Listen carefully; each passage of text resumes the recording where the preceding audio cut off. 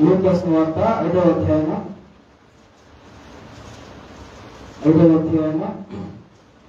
15 నుంచి కొన్ని మాటలు జ్ఞాపకం చేస్తున్నారు. 5వ అధ్యాయము 15 నుంచి కొన్ని మాటలు జ్ఞాపకం చేస్తున్నారు. ఒకనాడు ఆయన బోధించుచుండగా గలిలయ యూదయ దేశముల ప్రతి గ్రామము నుండి యెరూషలేము నుండి వచ్చిన పరిసయ్యులను ధర్మశాస్త్రోపదేశులను కూర్చుండి ఉండగా ఆయన స్వస్థపరచునట్లు ప్రభువు శక్తి ఆయనకుండెను. ఇదిగో కొందరు మనుషులు పక్షవాయువు గల ఒక మనుషుని మంచం మీద మోసుకొని వాని లోపలికి తెచ్చి ఆయన ఎదుట ఉంచుటకు ప్రయత్నము చేసిరి గాని జనులు గుంపు కూడి ఉండినందున వానిని లోపలకు తెచ్చుటకు వల్లబడకపోయెను. కనుక ఇంటి మీదకెక్కి పెంకులు విప్పి మంచంతో కూడా యేసు ఎదుట వారి మధ్యను వారిని దించిరి. ఆయన వారి విశ్వాసము చూసి, మనుషుడా, నీ పాపములు క్షమించబడి ఉన్నావని, చూడండి, నీ పాపములు క్షమించబడి ఉన్నావని చెప్తున్నారు. ఈ వాక్యాన్ని మనం జ్ఞాపకం చేసుకుంటే, యేసు ప్రభువులు మరి లోకంలో ఆయన జీవించిన కాలం ఎన్ని సంవత్సరాలు? 33 సంవత్సరాలు. ఎన్ని సంవత్సరాలు? మనకెన్ని సంవత్సరాలు? 50 ఏళ్ళు, 60 ఏళ్ళు, 70 ఏళ్ళు. యేసు ప్రభువులు చేసిన కార్యాల్లో మరి ఒక్క కార్యం కూడా మనం చేయదు. యేసు ప్రభువు వయసు అని తెలుసా? 33.5 సంవత్సరాలు మాత్రమే ఈ లోకంలో జీవించాడు. చూడండి, యవ్వన కాలంలోనే ఆయన జీవించాడు. మరి తక్కువ వయసులోనే ఆయనకు మన కోసం ఆయన బలిగా అర్పించుకున్నాడు. ఆయన యవ్వన రక్తాన్ని కార్చాడు.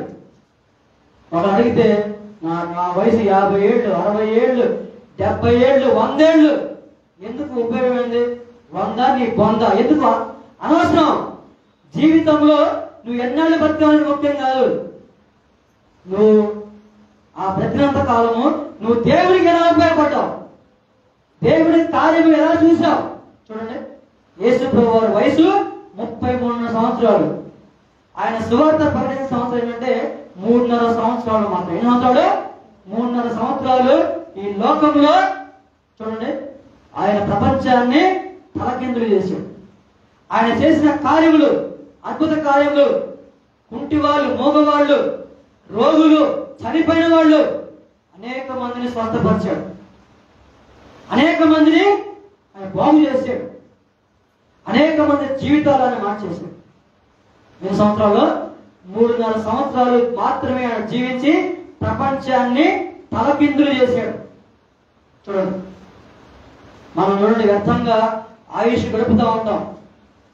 ఇంకా మనకేంటంటే లోకం మీద ఆశ ఉంటుంది. ఇంకా బతకాలి, ఇంకా బతకాలి, ఇంకా తినాలి, త్రాగాలి, ధరించుకోవాలి.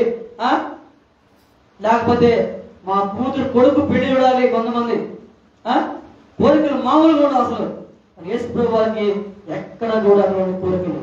ఎందుకు? ఆయన సాక్షాత్తు ఆయన దేవుడే ఉండి ఈ లోకానికి నరవతారిగా వచ్చాడు. తండ్రి కార్యం ముగించాడు. దేవుడి చిత్తాన్ని నెరవేర్చాడు.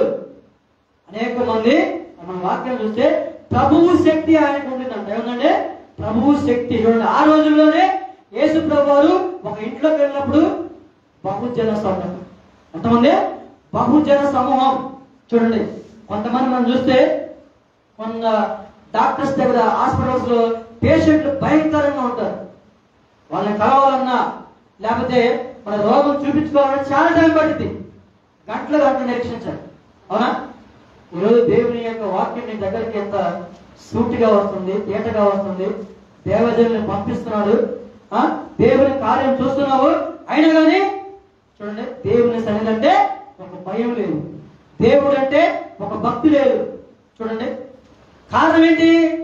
అందుకే ప్రభు చెప్పాడు, మీరు ఇజ్రాయెల్ వంశంలోని నశించిన గొర్రెల కాడికి వెళ్ళాలంట. ఎక్కడికి? కడుపు నిండిన గొర్రెలు మాట ఉంటాయా? కడుపు నిండిన మా గొర్రెలు మాట ఉంటాయా? మాటను లెక్క చేయవు. దేవుడి సన్నిధి ఇష్టం ఉండదు, దేవుడి కాడికి రాదు. ఎప్పుడు వస్తాయి? దెబ్బ తగిలినప్పుడు, నొప్పి తగిలినప్పుడు, బాధ కలిగినప్పుడు, రోగం వచ్చినప్పుడు అప్పుడు ప్రభు గుర్తొస్తాడు, అప్పుడు యేసయ్య కావాలి. అందుకే ప్రభు చెప్పాడు, మీరు ఎక్కడికి వెళ్ళాలంటున్నారు? నశించిన వంశంలోనికి వెళ్ళండి, కుంటోల కాడికి వెళ్ళండి, గుడ్డోల కాడికి వెళ్ళండి, రోగుల కాడికి వెళ్ళండి. అవునా? అప్పుడు వాళ్ళు దేవుని వాక్యాన్ని అంగీకరించారు. అంటే ఎవరైతే నశించిపోయి ఉన్నారో, ఎవరైతే బాధల్లో ఉన్నారు, కష్టాల్లో ఉన్నారు, ఇబ్బందుల్లో ఉన్నారు, అప్పుల బాధలో ఉన్నారు, చూడండి వాళ్ళ కాడికి వెళ్ళమన్నాడు. బాగా బాగా మేసి చూడండి, బాగా పరిశుద్ధ కొరకలోకి వెళ్ళామనుకోండి, అవి లెక్క చేయి, అవి దేవుని మాటనే ఇష్టపడతాయా? అందుకే అన్నాడు, రోగము గల వారికి మాత్రమే వైద్యుడు కావాలి, ఆరోగ్యం గల వారికి వైద్యుడు అవసరం లేదు. నేను పాపులను పిలవచ్చుని అన్నాడు, నీతిమంతుల్ని పిలవడానికి నేను రాలేదన్నాడు. చూడండి ఇక్కడ చూడండి, మనం గమనిస్తే ఏమన్నా కొందరు మనుషులు చూడండి, పక్షవాయువు గల ఒక మనిషిని మంచం మీద మోసుకొని పోయాడు. ఇంట్లోపలికి వెళ్ళే అవకాశం లేదు. మరి ఏం చేయాలి వాళ్ళు? ఏం చేయాలి? ఎక్కడ అవకాశం దొరికిద్దా, ఎక్కడ ప్రభు దగ్గరికి తీసుకెళ్దామా అని చూడండి వాళ్ళ విశ్వాసం ప్రభు గమనించాడు. ఈరోజు మనం చూస్తే మన విశ్వాసం ఎలా ఉంది? అనేక సంవత్సరాలుగా మందిరానికి వస్తున్నాం మనము, మన విశ్వాసం ఎలా ఉంది? విశ్వాసాన్ని పరీక్షించుకోవాలి. యేసు ప్రభు వారి యొక్క రాకడలో ఉన్న మనము విశ్వాసాన్ని పరీక్షించుకోవాలి. మన విశ్వాసం ఎలా ఉంది?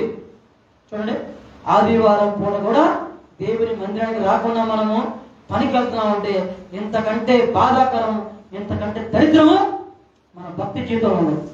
నువ్వు 6 రోజులు కష్టపడు, 6 రోజులు ఎన్ని సంవత్సరాలను కష్టపడు, ఎన్ని గంటలను కష్టపడు, దేవుడు అడ్డపడుతున్నాడా?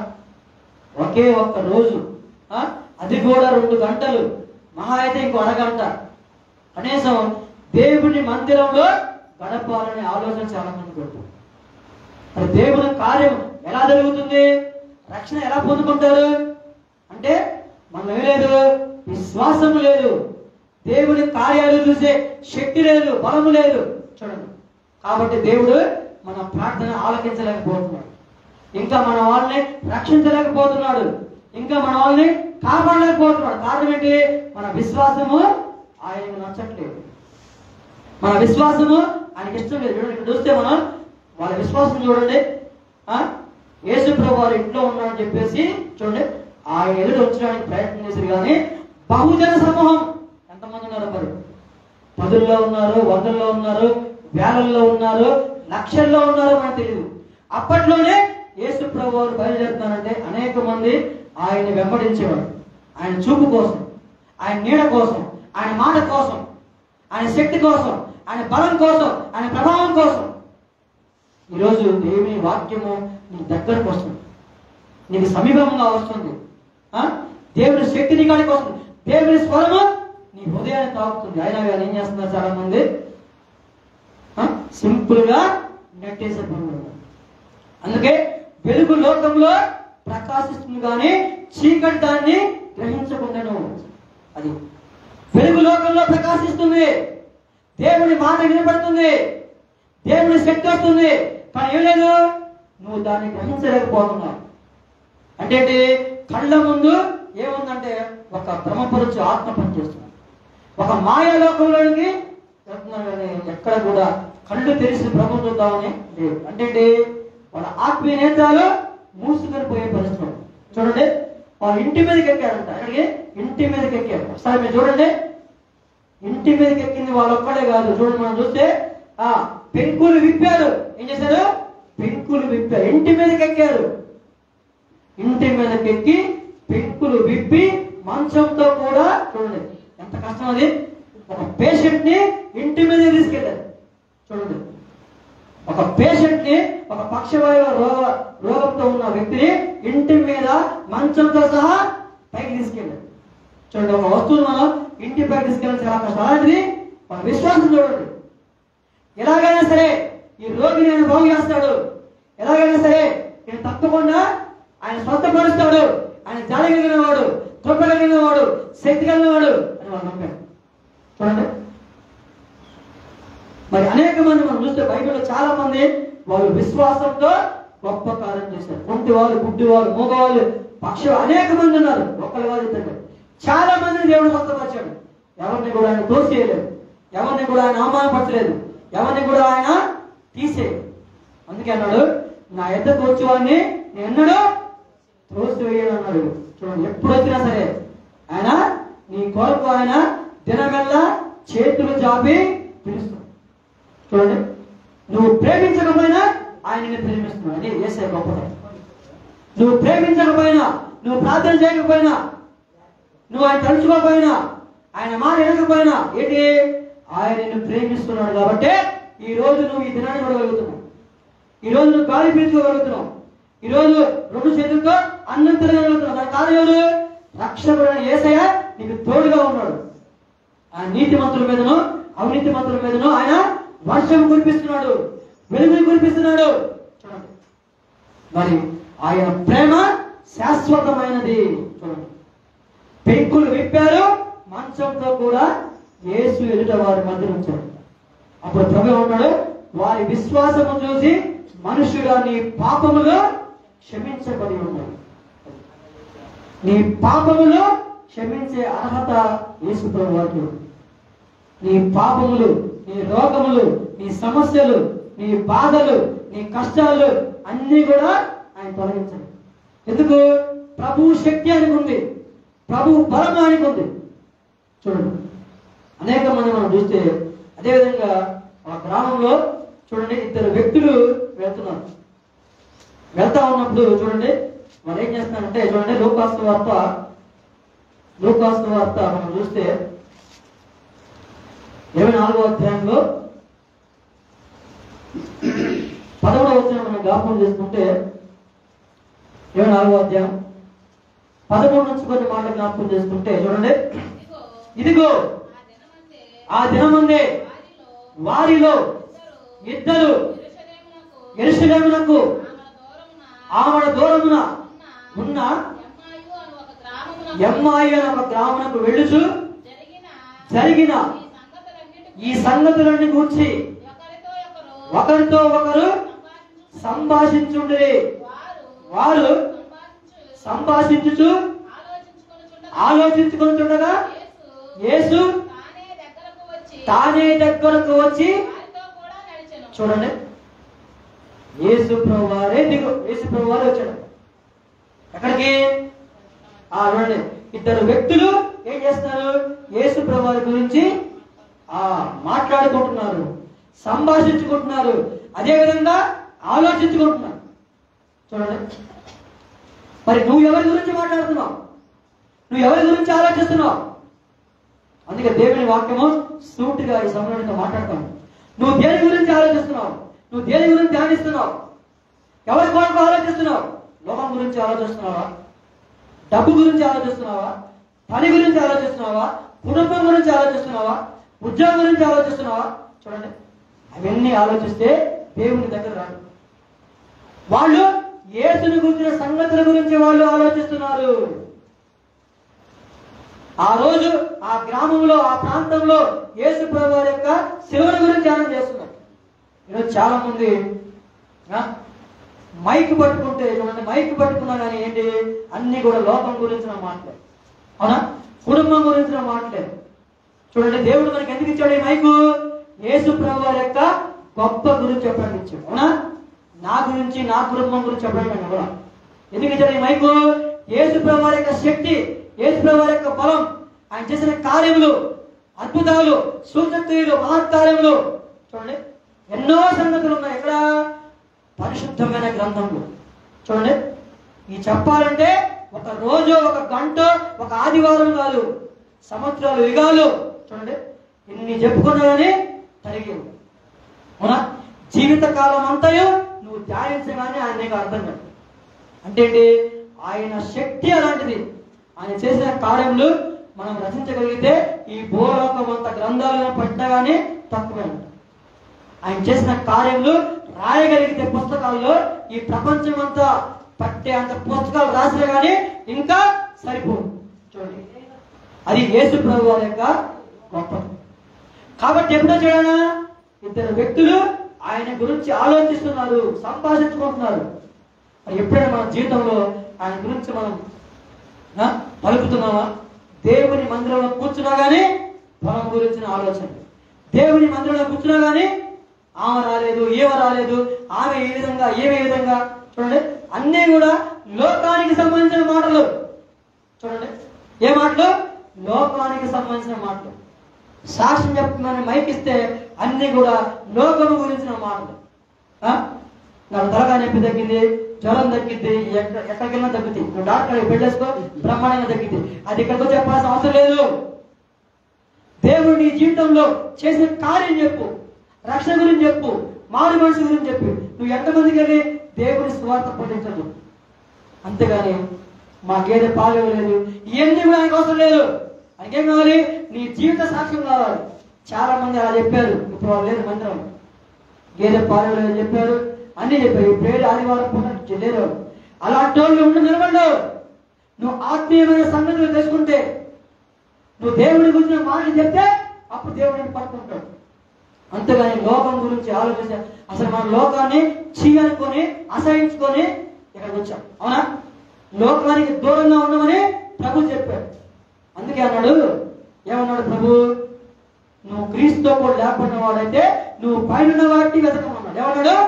పైన వాటిని వెతకమన్నాడు. అంటే ఏంటి? ఆల్రెడీ నీ కుటుంబంలో ఒక వ్యక్తి చనిపోయి మరలా తిరిగి లేదు. ఇప్పుడు నేనున్నా అనుకోండి, నేనెవరు? ఇప్పుడు నేను లోకంలో ఉన్నప్పుడే మా నాన్నకి కుమారుడిని. ఇప్పుడు నేను చనిపోయి తిరిగి లేచాను. ఇప్పుడు నేనెవరు? యేసు ప్రభువు కుమారుడు. నేను మా నాన్న. పౌలు ఏమన్నాడంటే, జీవించడం నేను కాదు, క్రీస్తు యేసే నాలో జీవించని చెప్పాను. చాలా మంది చూడండి ఏమంటారు, నేను పలానా వాళ్ళ అబ్బాయిని అని. అది కాదు, నువ్వు ఆల్రెడీ చనిపోయావు. నువ్వు బాప్టిజం అంటే ఏంటి? చనిపోయి తిరిగి దేవుడిని లేపావు. అంతేగాని మనం ఇంకా లోకం గురించి మనం చెప్పకూడదు, లోకం గురించి మనం ఆలోచించకూడదు. ఎందుకు? నువ్వు ఆల్రెడీ చనిపోయి దేవుడిని తిరిగి లేపావు. చాలా మందికి ఆ విషయం అర్థం కాని పరిస్థితి. చూడండి, మన దేవుని వాక్యం విన్నప్పుడు చదివినప్పుడు ఏం అర్థమైంది. అంతేగాని దేవుని కాడికి వచ్చి అన్ని మన లోకం సంబంధించిన అడిగామనుకోండి, దేవుడు నా అప్పులు తీసేశాడు, నేను పొలం కనుక్కున్నా, స్థలం కనుక్కున్నా, ఇవన్నీ కూడా ఆయనకు అవసరం లేదు. ఇవన్నీ నువ్వు లోకంలో చెప్పుకో. ఇక్కడేంటి? ఆయన చేసిన కార్యం చెప్పు, ప్రార్థన ప్రతిఫలం చెప్పు, దేవుని మాట ప్రకటించు, దేవుని రాజ్యం కొరకు కష్టపడు. అవన్నీ కూడా దేవుడు కొరకు. ఇప్పుడు యేసు ప్రభు ఎప్పుడు వచ్చాడు? యేసు తానే దగ్గరికి వచ్చాడు. చూడండి, ఇప్పుడు ఆయనే దగ్గరికి వస్తాడు. ఎప్పుడు? నువ్వు ప్రార్థన చేస్తే, నువ్వు ఆయన గురించి మాట్లాడుకుంటే. ఆమె లేపండి, వందనాలు మా తల్లి, ఆమె లేపండి పాపం, వందనాలు చెప్పాను. ఇది మన శాంతి నిలవేది. ఎంతసేపు నిలబోవచ్చు, ఎన్నో శాంతి నిలవేది. చివరి వరలో ప్రశాంతి నిలవండి. ఇదే దేవుని వాక్యం. నేను ఎందుకు వచ్చేటికి నిలబోతావు? ఆయన చక్కగా ఇంట్లో నిలబోతున్నా, రాత్రి నిలబోయే ప్రశాంతం. ఆయన వచ్చి నేను లేపాడా దగ్గమా అని? ఆయన లేపట్లేదుగా. ఇక్కడ లేపుతాడు గ్యారంటీ. ఎందుకు? ఈ పగటి కూడా. అందుకే నువ్వు నిద్ర మత్తులో ఉండొద్దు అన్నాడు. ఎవరు? నిద్ర మత్తులో ఉండొద్దు. మనం ఎవరు?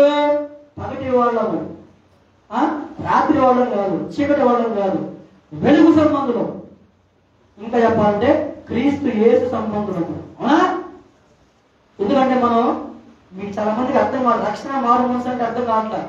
మనం లోకం నుంచి విడిపోయి లోకంతో మనం విడాకులు తీసుకొని ప్రభుత్వం మనం వివాహం చేశాం. అంతేగాని మళ్ళీ నేను తాళి కట్టాలంటే కుదరదు. ఆల్రెడీ మనం విడాకులు తీసుకున్నాం, తీసుకొని యేసు ప్రభువుతో వివాహం చేసుకున్నాం. మళ్ళీ నేను తాళి కట్టాలంటే కుదరదు. తాళి కట్టాను మళ్ళీ నీ జీవితం మారిపోయింది, నీ ఆలోచన మారిపోయింది, నీ తలంపులు మారిపోతాయి, నీ ఊహలు మారిపోతాయి. ముఖ్యంగా నువ్వు దేవుడి రాజ్యానికి దూరంగా ఉంటావు. ప్రభు చెప్పాడు, మీ లోకానికి వేరుగా జీవించండి, లోకానికి ప్రత్యేకంగా ఉండండి, లోకంతో కలిసిపోవద్దు అన్నాడు. ఇప్పుడు ఆదివారం పూట రానవాళ్ళు ఏమయ్యారు? లోకంతో కలిసిపోయారు, పనిలో కలిసిపోయారు. అవునా? డబ్బుతో కలిసిపోయారు, లోక సంబంధంతో కలిసిపోయారు. మనం ఏంటి లోకంతో విడిపోయి యేసు ప్రభువుని మనం కలుసుకున్నాం. అక్కడ ఆయన మందిరంలో చూడండి, కలుసుకోవడం అంటే అర్థమైంది, నువ్వు హృదయంలో కలుసుకోవాలి. అది కలుసుకోవాలి, నీ హృదయంలో ఆయన కలుసుకో, అప్పుడు వస్తాడు.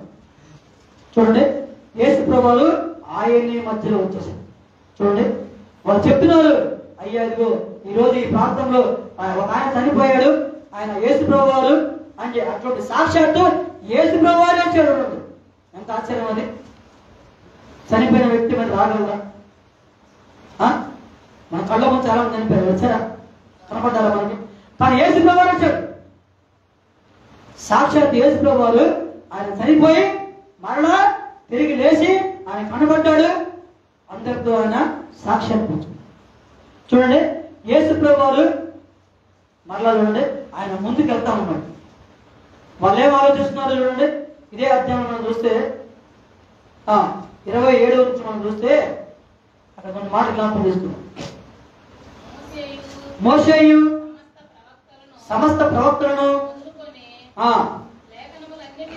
లేఖలన్నిటిలో తన్ను గూర్చిన వచనములను భావములను వారికి తెలిపినటువంటి యేసు ప్రభువు ఆయన వచ్చాడు, వాళ్ళ మధ్యలో నిలబడ్డాడు, ఆయన విన్నాడు. మళ్ళీ ఏమంటున్నాడు?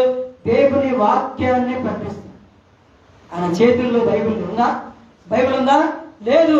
కానీ ఏంటి, వాళ్ళ హృదయాన్ని ఆయన తెలిసాడు. అవునా? ఆయన చేతిలో బైబిల్ లేకపోయినా ఆయనే ఒక బైబిల్. అవునా? బైబిల్ అనేది ఎవరు? యేసు ప్రభువు వారే. అంటే ఏంటి, ఆయన మాట్లాడితే బైబిల్, ఆయన చూస్తే బైబిల్, అన్ని కూడా దేవుని వాక్యాన్ని ఆయన ప్రకటించాడు. చూడండి, అయినా వాళ్ళకి గ్రహింపురా. చూడండి, ఆయన వెళ్తా ఉన్నప్పుడు వారి కన్నులు తెరవబడి ఆయనను గుర్తుపట్టారు. చూడండి, వారి కన్నులు తెరవబడి ఆయనను గుర్తుపట్టారు. చూడండి, ఆ వాక్యం 31వ వచనంలో 31 వారి కన్నులు తెరవబడి ఆయనను గుర్తుపట్టిరి, అంతటా ఆయన వారికి. చూడండి, మనం చూస్తే ఈ వాక్యం, వారి కన్నులు తెరవబడ్డారు అంటే ఏంటి? మనం యేసు ప్రభువుని చూడాలంటే ఏంటి? మన కన్నులు తెరవబడాలి. అది మన కళ్ళు తెరవబడ్డాయి కాబట్టి ఈ రోజు మనం ఆదివారము ఇక్కడ దేవుని మందిరంలో దేవుని వాక్యాన్ని మనం వింటున్నాం. అవునా? చాలా మంది కన్నులు తెరవబడలేదు కాబట్టి దేవుడు అంటే వాళ్ళకి అర్థం కావట్లా, ఆయన శక్తి అర్థం కావట్లా, ఆయన బలం అర్థం కావట్లా, ఆయన ప్రభావం అర్థం కావట్లా. దేవుడు మన కళ్ళు తెరిచాడు. కళ్ళు తెరిచిన తర్వాత మళ్ళీ మనం కళ్ళు మూసుకోవడానికి ఉన్నాం. కళ్ళు తెరిచాడు. నీ జీవితంలో ఆయన కార్యం చేశాడు, స్వస్థపరిచాడు, బాగు చేశాడు, నీ అవమానం తీసేశాడు. అవునా? అందుకే అంట ఆయన నమ్ముకున్న వాళ్ళు ఎలా ఉంటారు తెలుసా? ఎలా? తోగ్గా ఉంటాం ఆయనకి ఇష్టం లేదు, తలగా ఉంటామని ఇష్టపడ్డాడు. ఎక్కడ? నువ్వు తలగా ఉంటావు అంటే నువ్వు పైవాడుగా ఉంటావు. ఎక్కడ? పైవాడుగా అంటే పరలోకంలో. అది పైవాడుగా ఉంటావు, రేపు పరలోకంలో ఉంటావు. ఆయన తోగ్గా ఉంటావు. తోక అంటే లోకానికి సాదృశ్యం, భూమికి సాదృశ్యం. అది అంటే నువ్వు పైవాడుగా ఉంటావు ఆయన నమ్ముకుంటే. అవునా? ఎందుకంటే ఆయన నమ్ముకున్న బిడ్డలు ఎవరి ముందు సిగ్గుపరచని దేవుడు అని దేవుని వాక్యం. చూడండి, ఆయన లేఖనములు బోధిస్తూ ఉన్నప్పుడు చూడండి, వాళ్ళు ఆయన గుర్తుపట్టారు. ఏంటి? ఆయన గుర్తుపట్టారు. అప్పుడు దాకా ఏంటి? వారి మధ్యలో ఆయన నడుస్తున్నాడు, వాళ్ళతో మాట్లాడుతున్నాడు, కానీ మారు వేషంలో ఉన్నాడు. వేషంలో మారు వేషంలో ఉన్నాడు. చూడండి, ఆయన ఏమంటున్నాడంటే, అప్పుడు వారు ఆయన త్రోవలో మనతో మాట్లాడుచు లేఖనములు మనకు బోధపడుతున్నప్పుడు మన హృదయము మనలో మండుచుండలేదా? చూడండి, ఇద్దరు వ్యక్తులు వెళ్తా ఉన్నప్పుడు వాళ్ళు ఏం చేస్తున్నారు? యేసు ప్రభువు గురించి ఆలోచిస్తున్నారు, యేసు ప్రభువు గురించి మాట్లాడుతున్నారు, ఆ సంగతుల గురించి వాళ్ళు సంభాషించుకుంటున్నారు. చూడండి, ప్రభు ఏమన్నాడంటే, ఇద్దరు ముగ్గురు కూడి నా నామంలో ఏకీభవిస్తే వారి మధ్యలో ఆయన వస్తాడు. నువ్వు ఎక్కడున్నా, ఏ ప్రాంతంలో ఉన్నా ఆయన గురించి ఆలోచిస్తే, ఆయన గురించి ధ్యానిస్తే, ఆయన తలుచుకుంటే, మనం చూస్తా ఉన్నాం అప్పుడప్పుడు. ఒకసారి మనం కూడా కొంతమంది తలుచుకున్నప్పుడు వాళ్ళు వెంటనే మనకు కనబడతారు. అప్పుడు ఏమంటాం మనం? ఇప్పుడే నేను గురించి మాట్లాడుతున్నా అంటాం, నీకు 100 ఏళ్ళు ఆయుష్ అంటాం. అదేవిధంగా యేసు ప్రభువు కూడా వాళ్ళ మధ్యలో వచ్చాడు ఆ టైంలో. అంటే ఏంటి, వాళ్ళు ఆయన గురించి మాట్లాడుతున్నారు, ఆయన గురించి ఆలోచిస్తున్నారు, ఆయన గురించి సంభాషిస్తున్నారు. దేవుడు ఏం కోరుకుంటాడంటే, నువ్వు ఖాళీగా ఉన్నప్పుడు ఆయన గురించి ఆలోచించు, ఆయనతో మాట్లాడు, ఆయనతో నువ్వు ముద్రించు. ఎందుకు, ఆయన పిలిస్తే పలుకుతాను ఏమన్నాడు, నేను పిలిస్తే పలుకుతానన్నాడు. నువ్వు మాట్లాడితే నేను ఉత్తరం ఇస్తా అన్నాడు, జవాబు ఇస్తా అన్నాడు. ఏమన్నాడు, నువ్వు పిలిస్తే ఆయన పలుకుతాడు, నువ్వు ప్రార్థన చేస్తే నీ దగ్గరకు వస్తాడు, నీ సమస్య తీసేస్తాడు. కానీ ఏం చేయాలి, మనం ఆయనతో మాట్లాడాలి. ప్రార్థన అంటే అర్థమైంది, యేసు ప్రభువుతో మాట్లాడటమే ప్రార్థన. అది ప్రార్థన అంటే అర్థమైంది, యేసు ప్రభువుతో మాట్లాడటం. ఇప్పుడేంటి, యేసు ప్రభువు నీతో వాక్యం ద్వారాగా మాట్లాడుతున్నాడు. ఏదో మాట్లాడుతున్నాడు, ఆయన స్వరంతో నేను మాట్లాడుతున్నాడు. నీ విశ్వాసాన్ని పరీక్షిస్తున్నాడు. వాళ్ళ విశ్వాసం ఎలా ఉంది, యేసు ప్రభువు ఇంట్లో ఉన్నప్పుడు ఆయన కలుసుకునే అవకాశం లేకపోతే ఇంటి పైకి ఎక్కి 2 పెంకులు తీసి అక్కడ నుంచి మంచాన్ని ఆయన ముందు దించాడు. చూడండి వాళ్ళ విశ్వాసం ఎంత గొప్పగా ఉంది, ఎంత గొప్పగా ఉంది. దేవుడు కూడా మన విశ్వాసం చూస్తాడు, మన విశ్వాసాన్ని పరీక్షిస్తాడు. నీ విశ్వాసాన్ని ఆయన లెక్కలోకి తీసుకుంటాడు. ఎప్పుడు ఆయన గురించి నువ్వు ఆలోచించినప్పుడు. ఎలాగైనా సరే నేను ప్రభువును కలుసుకోవాలి, మందిరానికి వెళ్ళాలి, కొద్దిసేపు అయినా మందిరంలో కూర్చోవాలి, ఆయన వాక్యం వినాలి, ఆయన పాటలు పాడాలి అని నువ్వు అనుకోవాలి. బలంగా నువ్వు బలంగా అనుకుంటే దేవుడికి శక్తి ఇస్తాడు. నీకు కాళ్ళు లేవా, కాళ్ళు ఇస్తాడు. అది నోరు లేదా, నోరు ఇస్తాడు. నీకు చూపు లేదా, చూపిస్తాడు. ఎప్పుడు నీవు మనసులో ఆయన్ని ఆలోచించినప్పుడు, నీ మనసులో ఆయన గురించి ఆలోచిస్తున్నప్పుడు తప్పకుండా దేవుడు ఇస్తాడు. ఎందుకు, ఆయన పేరంటే ఉన్నవాడు అనువాడు. చూడండి, ఆయన ఎవరు, ఉన్నవాడు అనువాడు. పిలిస్తే పలికే దేవుడు, ఉత్తరం ఇస్తాడు. గాఢాంధకారపు లోయలో నువ్వు సంచరించినా కానీ ఆయన నీ దగ్గరకు వస్తాడు. అవునా, యేసుని వాళ్ళ సొంత అన్నదమ్ములు తీసుకెళ్లి గుంట్లో పడేశారు. మరి ప్రభు విడిచిపెట్టాడా? దానియేలు సింహాల బోన్లో ఉన్నాడు, ప్రభు విడిచిపెట్టాడా? శత్రుకు మేషకు అభిజ్ఞంగా అగ్నిగుండంలో ఉన్నారు, ప్రభు విడిచిపెట్టాడా? ఇంకా చెప్పాలంటే యేసు ప్రభువు యొక్క శిష్యుడు ఆయన ఎక్కడో ఒక ద్వీపంలో, ఎక్కడ, పద్మోసు ద్వీపంలో విడిచిపెట్టాడు. అసలు అక్కడ ఎవరు ఉండరు, అంతా కూడా పాములు, తేళ్లు, సింహాలు ఉంటాయి. అక్కడ కూడా యేసు ప్రభువు ఆయన ద్వారాగా మాట్లాడాడు. మనం చూస్తే ప్రకటన గ్రంథంలో ఉండే, ప్రకటన గ్రంథంలో మనం చూస్తే అది ద్వీపం. అది ఏ ద్వీపం, అది పద్మోసు ద్వీపం. అసలు అక్కడ ఎవరు ఉండరు చూడండి. కానీ మన మధ్యలో మనుషులు ఉన్నారు, జనాలు ఉన్నారు, బంధువులు ఉన్నారు, స్నేహితులు ఉన్నారు. అయినా కానీ మనం దేవుడిని మొదలుపెట్టలేకపోవచ్చు, దేవుని మందిరానికి రాలేకపోవచ్చు. చూడండి, యేసుక్రీస్తు యోహాను రాసిన ప్రకటన గ్రంథం 1వ అధ్యాయం చూడండి. 1వ అధ్యాయం మనం చూస్తే 9వ వచనం మనం చూస్తే 1:9 ఇక్కడ, మీ సహోదరులను యేసును బట్టి కలుగు శ్రమలోను, రాజ్యములోను, సానములోను పాలువాడైన యోహాను నేను దేవుని వాక్యము నిమిత్తము, యేసును కూర్చున్న సాక్ష్యం నిమిత్తము పద్మాసు ద్వీపములో పరవాసులు. ఇక్కడ ద్వీపము, ద్వీపం అంటే తెలుసా మీకు? చుట్టూ నీళ్లు ఉంటాయి, మధ్యలో భూమి ఉంటుంది, దాన్ని ఏమంటాము? ద్వీపము. ఏమంటాం? ద్వీపం వేరు, దీపం వేరు. ద్వీపం అంటే ఏంటి?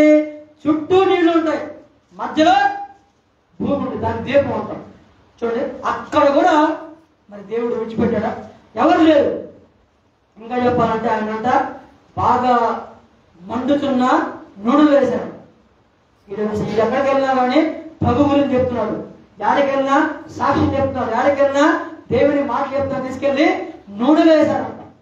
ఆయన శరీరం కాలిపోలేదు. శరీరం కాలిపోలేసరికి మనుషుల మధ్య కాకుండా తీసుకెళ్ళి అక్కడ అండమాన్ నికోబార్ కంటే కూడా ఘోరమైన అక్కడ వేసాడు. ఆయన దేవుడు ఆయన్ని విడిచిపెట్టిన ప్రపంచానికి సరిపోయేటువంటి మంచి మంచి మాటలు అక్కడి నుంచి చెప్పించాడు. అంటే ఏంటి? పరలోక దర్శనాన్ని పొందుకున్నాడు. మనం చూస్తే ఏదే అధ్యాయంలో చూడండి, ఆ 10వ వచనం చూస్తే, ప్రభు దినమందు నేను ఆత్మవశులై ఉండగా, చూడండి, ప్రభు దినమందు ఏముండాలి? ఆత్మవశులైపోవాలి. ఏముండాలి?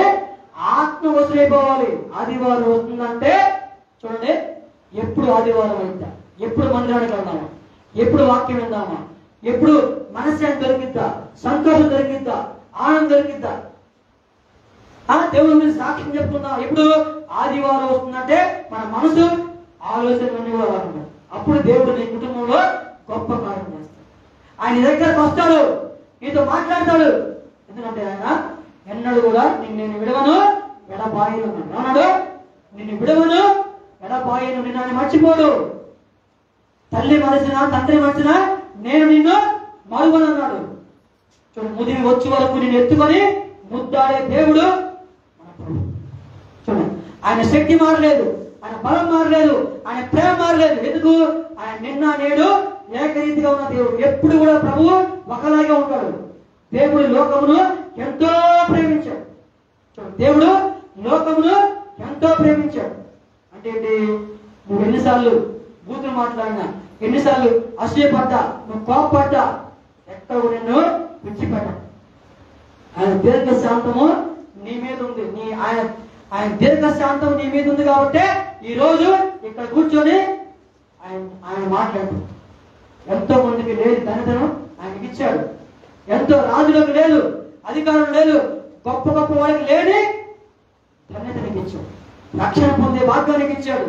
రేపు పరలోకంలో ఆయన చూసే అవకాశానికి ఇచ్చాడు.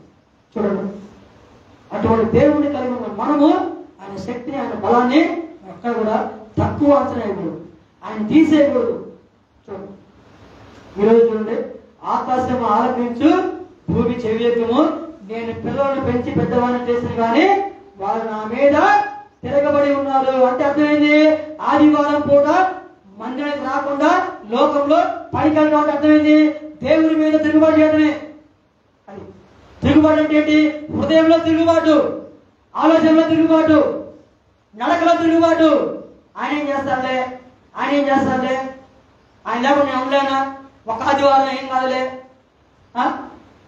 ఆయన ఏం అనుకోండి, ఆయన క్షమిస్తాడులే. చూడండి, ఆయన ఈసారి మామూలుగా రావట్లా, పోయినసారిలా కాదు. ఈసారి కొంచెం కథ వేరుగా ఉండిద్ది. ఈసారి ఆయన ఎక్కడి నుంచి పరలోక సైన్య సమూహం తీసుకొని ఈ లోకానికి ఆయన గర్జిన సింహం వలె వస్తున్నాడు. చూడండి, ఎలా వస్తున్నాడు? గర్జిన సింహం వలె. ఈసారి అంత ముందులా కాదు, ఈ తొట్టెలో ఒక బాలులాగా కాదు. ఈసారి ఆయన మహాకాశంలో పట్టజాలని దేవుడు, మెరుపు తూర్పున పుట్టి ఎలాగైతే వినపడుతుందో ఇంకో దిశలో దేవుడు ఆ విధంగా రాబోతున్నాడు. ఆయన మేఘారుడే వచ్చున్నాడు. అది దేవుని వాక్యంలో ఉంది. చూడండి, ఇదే అధ్యాయం మనం చూస్తే, ఇదిగో ఆయన మేఘారుడే వచ్చున్నాడు, ప్రతి నేత్రము ఆయనను చూస్తుందంట, ప్రతి కన్ను ఆయన చూస్తుంది. ఎవరు?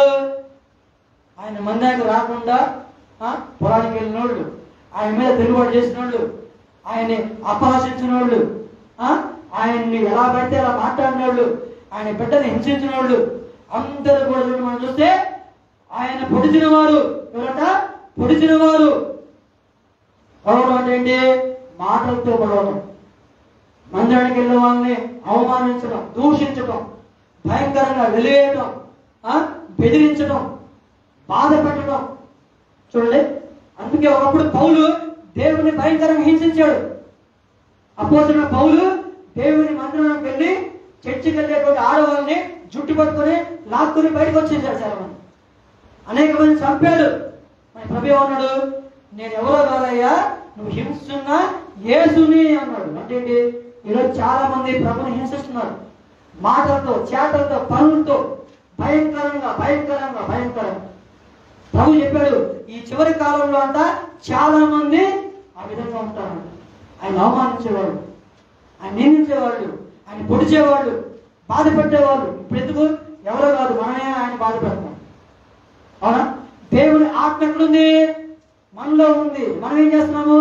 ఏదో ఒక మాట, భయంకరమైన మాట మాట్లాడితే అర్థమైంది, నీలో ఉన్న పరిశుద్ధాత్మకి అది దుఃఖపెడుతుంది, నీలో ఆత్మ బాధపడుతుంది, నీలో ఉన్న ఆత్మకి సంతోషం లేదు. దేవుని ఆత్మకి ఏం కావాలంటే ఆహారం కావాలి. ఏం కావాలి? ఆహారం. ఏ ఆహారం కావాలి? మనం తినే బిర్యానీ కాదు, పడవ కాదు, 3 పూట ఆహారం కాదు, ఆత్మీయమైన ఆహారం కావాలి. అందుకే ఒక్క ఆదివారం పూట మనం ఆత్మీయ ఆహారం పూజిస్తే మిగతా 6 రోజులు మనం బలంగా ఉంటాం. అదే నువ్వు రాకుండా ఉండు ఆదివారం పూట, ఇంకో వారానికి నీకు కడుపు ఖాళీ అయిపోయింది, అంటే ఆత్మకి ఆకలి అయిపోయింది. దానికి జలం కావాలి. ఏం కావాలి? జీవజలము కావాలి. ఏం కావాలి? జీవజలము కావాలి. అంటే దేవుని వాక్యమే, దేవుని సన్నిధి. ఏమిటది? జీవ నదులు. చూడండి, ఎండిపోయిన భూమికి చూడండి వర్షం పడితే ఎలా ఉంటుంది, అదేవిధంగా మన ఆత్మ కూడా దేవుని మందిరంలో ఉంటే దుప్పి నీటి వాగుల వరకు ఆశపడుతున్నట్లు దేవా నీ కొరకు నా ప్రాణము ఆశపడుతున్నది అన్నాడు. దేని కొరకు ఆశపడుతుంది? నువ్వు బాగా కష్టపడి పని చేస్తున్నప్పుడు అలసిపోతాం, నీళ్లు దప్పుకైతే ఏం చేస్తాము? తక్కువ నీళ్లు కాదు. అదేవిధంగా ఆత్మ కూడా దప్పుకైతే దేవుని మందిరానికి వస్తే నీలో ఉన్న ఆత్మ సంతోషిస్తుంది, నీకు మనశ్శాంతి కలుగుతుంది, నెమ్మది కలుగుతుంది, సంతోషం కలుగుతుంది, ఆనందం కలుగుతుంది. చూడండి, నిజంగా అది మాటలు చెప్పేది కాదు. దేవుని మందిరానికి వస్తే నీ మనసు సంతోషం, అది మాటలు చెప్పేది కాదు. అది నీ మనసుకి తెలుసు నువ్వు ఎంత సంతోషంగా ఉన్నావు. ఇప్పుడు దేవుని మందిరంలో కాలు పెట్టినప్పుడు, దేవుని మందిరంలో గడిపినప్పుడు అందుకే ఉన్నాడు, ఒక దినం గడుపుట 1000 దినాల కంటే శ్రేష్టం ఉన్నాడు. అంటే ఏంటి? నీలో ఉన్న ఆత్మకి ఏం కావాలంటే ఆహారం కావాలి, జలం కావాలి, బలం కావాలి, శక్తి కావాలి. అప్పుడు నీ ఏమవుతుందంటే నీ దేహానికి సత్తు వచ్చింది, నీ ఎముకలకు ఆరోగ్యం. ఎక్కడ? దేవుని మందిరంలో, దేవుని సన్నిధిలో పరిశుద్ధాత్మను నువ్వు పొందుకున్నప్పుడు. చూడండి, ఎన్ని వల్ల దేవుని మందిరంలో ఉంటాయి. అంతమంది మనం చూడండి, బావి కాడికి వెళ్ళేవాళ్ళు, బావి కాడికి వెళ్ళి నీళ్లు చేదుకునేవాళ్ళు. అవునా? ఎక్కడికి? బావి కాడికి వెళ్ళి. ఇప్పుడంటే మోటార్లు ఉన్నాయి, అంతకుముందంటే పొద్దున్న లేచి బావి కాడికి వెళ్ళి నీళ్లు చేదుకునేవాళ్ళు. అవునా? అంటే ఏంటి? ఇది కూడా ఒక బావి లాంటిది, జీవజలపు ఓట. అవునా? యేసుప్రభువు వారు ఆయన మధ్యాహ్నం వేళ బాగా అలసిపోయాడు. అలసిపోయినప్పుడు ఎక్కడికి వెళ్ళాడు? ఒక యాకోబు బావి కాడికి వెళ్ళాడు. అవునా? ఆయన ఏమన్నాడు? అమ్మ నాకు మంచి నీళ్ళు అమ్మాము. చూడండి ఒకసారి మనం చూస్తే చూడండి, యోహాను చూడండి, యోహాను సువార్తలో మనం ఆ వాక్యాన్ని జ్ఞాపకం చేసుకుందాం. యోహాను సువార్త 4వ అధ్యాయం చూడండి, 4వ అధ్యాయము 6వ వచనం.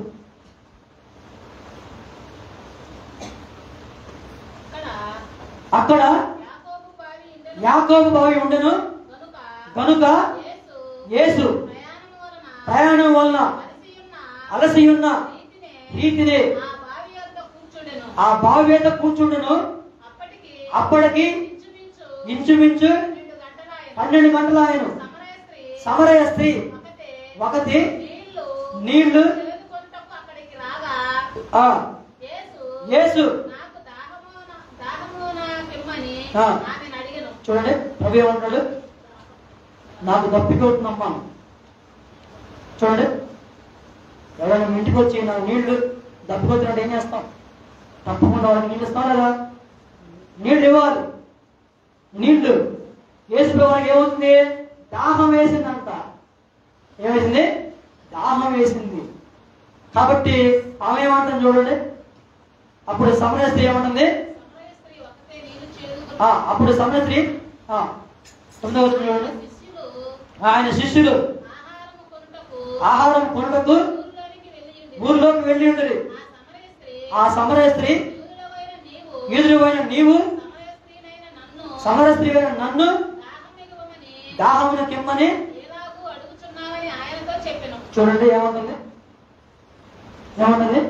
నీవు యూదుడవు, నేను సమరయ స్త్రీని, నీకు మాకు సంబంధం లేదు, మేము నీతో మాట్లాడము, నీ నీడ కూడా మా మీద వద్దు, నీ చూపు కూడా నన్ను చూడవద్దు, నువ్వు నా గ్లాసు కూడా నువ్వు ముట్టుకోవద్దు, నీకు అర్హత లేదు అని అంటాను. ఇప్పుడు యేసు ప్రభువు అంటే తెలియకుండా, యేసు ప్రభువు అంటే తెలియకుండా ఉంటుంది, ఈ గ్లాస్ నువ్వు పట్టుకోవద్దు, నేను నీళ్ళు ఇవ్వను, నువ్వు ఎవరు, నీకు నాకు సంబంధం లేదు అంటుంది. కానీ చివరికి ఏమంటుంది తెలుసా? యేసు ప్రభువు వారు చూడండి, ఇదే అధ్యాయంలో మనం చూస్తే 14:15 చూడండి, 15 నేను వానికిచ్చు నీళ్లు నిత్య జీవమున వారిలో ఊరడి నీటి బుగ్గగా ఉండునని ఆమెతో చెప్పెను. ఆ స్త్రీ ఆయన చూసి అయ్యా నేను లబ్ధిగొనుకుంటున్నట్లు చేదుకొనుటకును ఇంత దూరము రాకుండానట్లును ఆ నీళ్లు నాకు దయచేయమని అడుగగా. చూడండి ఇప్పుడేమంటుందేమా? అంతకుముందేమో యేసు ప్రభువు నీళ్ళు అడిగాడు, ఇప్పుడు ఏమంటుంది? నాకు నీళ్ళు లేవా అంటాడు. ముందేమో యేసు ప్రభువు అడిగాడు నీళ్ళు ఇవ్వమని, ఇప్పుడు ఏమేమంటుంది? ఈమె ప్రభుని అడుగుతుంది, నాకు దాహంగా ఉంది. ఎందుకు? ఈమెలో పాపం ఉంది. ఏముంది? ఈమెలో పాపం ఉంది, ఈమెలో శాపం ఉంది, ఈమెలో దోషం ఉంది. కాబట్టి ఈమెలో ఉన్న ఆత్మ ప్రభువుకి మొరపెడుతుంది. అంతకుముందేమో యేసు ప్రభువు బతినాడితే ఇప్పుడు ఈడి బతినాడుతుంది. ఏం బతినాడుతుంది? నాకు నీళ్లు అయ్యాను. ఏ నీళ్లు? తాగే నీళ్లు కాదు, జీవజలం. ఏ జలం? జీవజలం. చూడండి, అది ఆయన అక్కడ మాత్రం దొరికింది. కొన్ని ఉంటాయి మందుల షాపుల్లోనే బిళ్ళలు ఉంటాయి, అవునా? వేరే షాపులో ఉంటాయా? ఉంటాయి, చెప్పండి. అది ఇది కూడా అంతే. దేవుని మందిరంలోనే జీవజలం ఉండిద్ది. అది ఎక్కడ దొరకదు, ఎవడు కొనలేడు. అది ప్రభు మాత్రమే నీకు ఇస్తాడు. ఇప్పుడు ఈమె అడుగుతుంది నీళ్లు, ఫస్ట్ ఈయన అడిగాడు. అంటే రివర్స్ అయిపోయింది మొత్తం.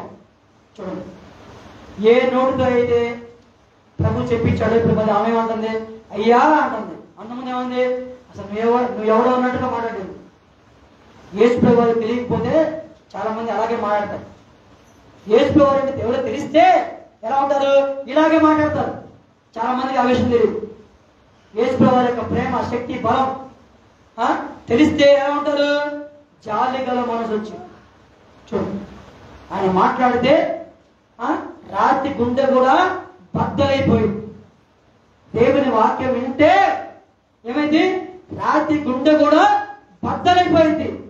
చాలా మంది తెలియదు ఆ విషయం. అందుకే చాలా మంది ఆయన దగ్గర రాలేకపోతున్నారు. ఆయన దగ్గరకు వస్తే అన్ని కూడా త్యాగం చేయాలి, అన్ని మర్చిపోవాలి, దూరంగా ఉండాలి. అన్ని కట్టుబాట్లు, సాంప్రదాయాలు అన్ని కూడా విడిచిపెట్టాలి ప్రభు కొరకు. ప్రభు ఏమన్నాడంటే, నువ్వు ఇక్కడ విడిచిపెడితే అక్కడ పొందుకుంటా ఉన్నాడు. అది స్త్రీ, అదేంటి? ఇళ్ళైనా, భూములైనా, వస్తువులైనా, బంధువులైనా, స్నేహితులైనా, తల్లైనా, తండ్రైనా, భార్య అయినా మొత్తం విడిచిపెట్టాలి. విడిచిపెడితే అప్పుడు నువ్వు పొందుకుంటావు. అక్కడ ఇక్కడ విడిచిపెడితే అక్కడ పొందుకుంటావు. ఇక్కడ విప్పితే అక్కడ బంధిస్తాం. కాబట్టి దేవుడి కొరకు మనం జీవించాలనే ఆలోచన మనకు ఉండాలి. దేవుడి కొరకు జీవించాలి. కనీసం ఆదివారం పూట దేవుని మందిరంలో గడపాల్సిందే. అది అందరికీ వర్తిస్తుంది. అది అంతే, రూల్ అంతే. ఎందుకు? ఈ దినము నీ కొరకు ఆయన నిర్ణయించుంటాడు. నీ ఆత్మకు శాంతిస్తాడు, నీ ఆత్మకు నెమ్మది, నీ మనసుకి బలం వస్తుంది. అక్కడ దేవుని మందిరం. దేవుడి కొద్ది మాత్రం దీవించుకుంటాడు.